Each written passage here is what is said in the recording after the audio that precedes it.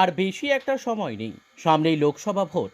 আর তার আগে সব দলই চাইছে নিচু তলার সংগঠনকে মজবুত করতে। আর তাই তো গ্রামের বিভিন্ন এলাকায় ছোটোখাটো সভা, আলোচনা, চাইপে চর্চায় অংশ নিচ্ছেন বিজেপির বিশালগড়ের বিধায়ক সুশান্ত দেব। শুক্রবার সকাল সকাল বেরিয়ে পড়লেন বিশালগড়ের ফুলগ্রাম নামে খ্যাত পূর্ব লক্ষ্মীবিল এলাকায়। জনসংযোগের কাজ সামলান তিনি। এদিন সকালেই পূর্ব লক্ষ্মীবিলে ফুল চাষি, সবজি চাষি তৎসঙ্গে এলাকাবাসীদের সাথে এক প্রাকৃতিক নৈসর্গিক পরিবেশে চায়ের আড্ডায় খোলামেলা আলোচনা করেন বিধায়ক। শুনেন তাদের অভাব অভিযোগ। সকাল সকাল বিধায়ককে সরাসরি কৃষি জমিতে কাছে আপ্লুত কৃষকরাও তাদের সঙ্গে সুখ দুঃখের কথা শেয়ার করছেন বিধায়কের সাথে।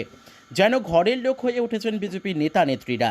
সংসার চালাতে সমস্যা হচ্ছে কিনা, ছেলেমেয়েরা ঠিকমতো পড়াশোনা করছে কিনা, সব ধরনেরই খবর নিচ্ছেন বিধায়ক সুশান্ত দেব।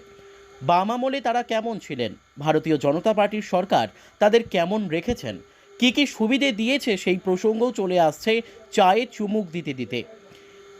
এদিন বিধায়ক তাদের সুখ দুঃখের কথা শুনে যে সকল সমস্যাগুলি এখনও রয়েছে সেগুলি খুব দ্রুত সমাধানের চেষ্টা করবেন বলে প্রতিশ্রুতি দিলেও বিধায়ক সুশান্ত দেব।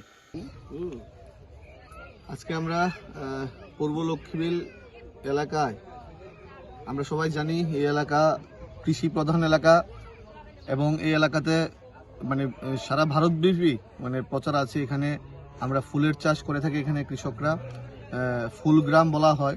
তো আজকে এখানে যারা পাতা কৃষি করে কৃষকরা আছে এবং যারা ফুলের চাষ করে কৃষকদের সঙ্গে সকালে বিভিন্ন বিষয়ে চায়ের আড্ডার মাধ্যমে ওনাদের সমস্যার কথা শুনি এবং আগামী দিনে এই কৃষি নির্ভর এলাকা আমাদের বিশালগড়কে উন্নয়নের শিখরে নেওয়ার জন্য একটা অগ্রণী ভূমিকা রাখবে।